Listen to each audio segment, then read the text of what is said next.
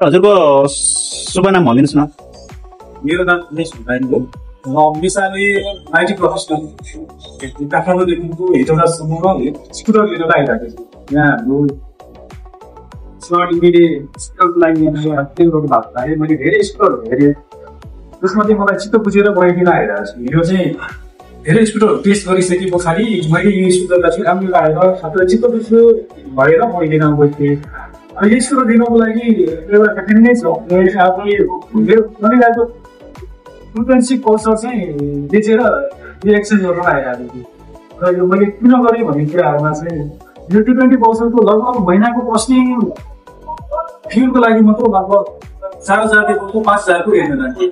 र यो डिफ्रेन्स यहाँनिर देखेको किन मैले चाहिँ यो स्कुटरलाई चुज गर्नु यो स्कुटर महिनाभरि चार्ज जसरी चार्ज गर्दाखेरि अर्को छ। र यो सँगसँगै जम्मा 400 रुपियाँको हारानीमा मैले यो चाहिँ चार्जिङ भने र मलाई 1 महिनामा पुग्ने थियो। यो यहाँ त डाइरेक्ट डिफ्रेन्स यहाँ देख्यो। र अर्को कुरा चाहिँ त्यो लुक्स डिजाइन जुन ह्याप्पिस धेरै भेटिएको छ स्टोनमा ब्रान्डले जुन हामीले देखिरहेको छ मलाई एकदम राम्रो लाग्यो। बजारमा भएको स्कुटरहरूको कोही चाहिँ विल एकदम सानो, सँगसँगै डिस्क ब्रेक अगाडि हुने कुनै नहुने, यसमा दुईटै डिस्क ब्रेक छ। सँगसँगै यसको अर्को फिचर चाहिँ दुईटै साइडमा चाहिँ सक पनि छ। सक एब्जर्भर पनि भएको हुनाले मलाई एकदम सिद्ध बुझेको छ। र बेस्ट पार्ट चाहिँ यसको ब्याट्री छ।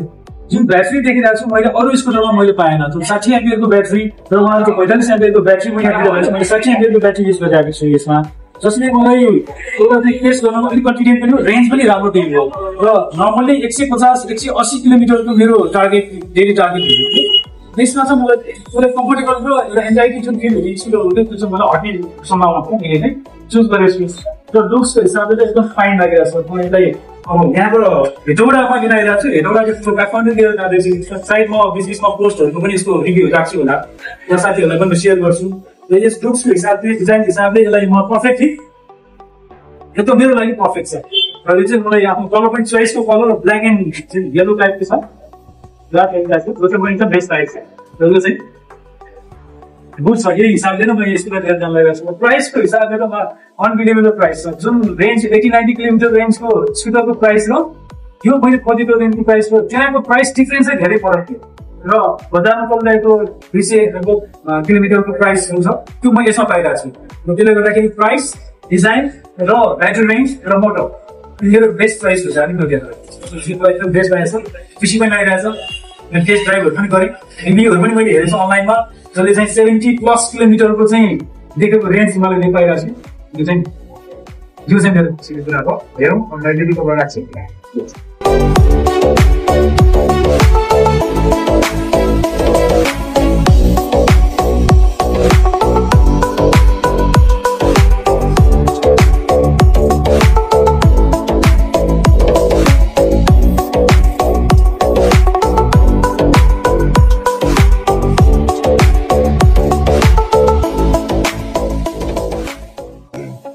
भइसकेको आइपुगेको छ।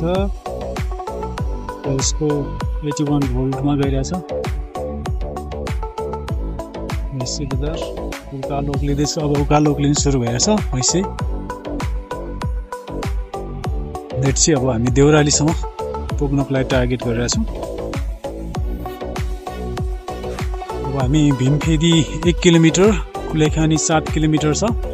अहिले हामी लगभग 80 को रेन्जमा छ। 80 भोल्टेज, फुल ब्याट्री छ।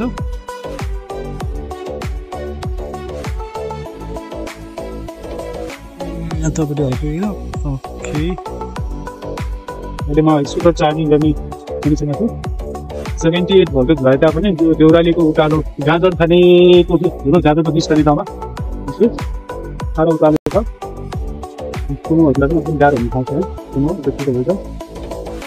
र ओर्लेर स्कुटरलाई चार्ज गरेर खेलेर उकालो उकालेको हेरौँ। एकछिनमा हाम्रो चार्ज भइसकेपछि म कफी खाँदैछु। र कफी खाइसके पछाडि कति चार्ज हुन्छ 78 देखाउनुको हेरौँ। ल अफ गरिसकेको। अहिले हामी कुलेखानी आइपुगेको छौँ। तर बिहान तल लगभग हामी बजिसकेको छ। तल बसिदिएको छ। हामी देउरालीबाट तल ओर्लेर ल्याउँदाखेरि हामी 79 रेसियोमा छ फुल चार्ज। र यहाँ देखुनको हामी अब सिस्नेरी जाने कि या चन्द्रगिरी उक्लेर जाने भन्नेमा हामी गएका छौँ। स्कुटर सोचिँदा एक्सपेक्टेड तल पनि है। लाइट्स अन छ हामी कुनै पनि आइपुगेका छौँ। एकछिन यही फुल चार्जको कन्डिसनमा हामी कुनै ठाउँसम्म पुग्ने कन्डिसन छ 79 भोल्टको छ फुल चार्ज है। यो ड्याम साइडमा चाहिँ हामी राइट जान्छौँ, यो बाटो लगेर माथि ड्यामको बाटो लगेर राइट साइड गएर हेभी भन्ने ठाउँ हुँदै अब यतापट्टि पारि हामी जान्छौँ। गाइस हामी अहिले महालक्ष्मी खोला इन्द्र सरोवर मकवानपुरदेखि आइपुगेको र हामी उकालो छ अब अगाडि। मलाई अचम्म लागिरहेको छ हामी कुल्ले खानेको उकालो हेभी हुँदै उता लिएर आएको छ। बजार छ त्यो बेला अब अहिले स्कुटरको लेभल 77 जति छ। म एकछिन रेस्ट हाउस हेरेको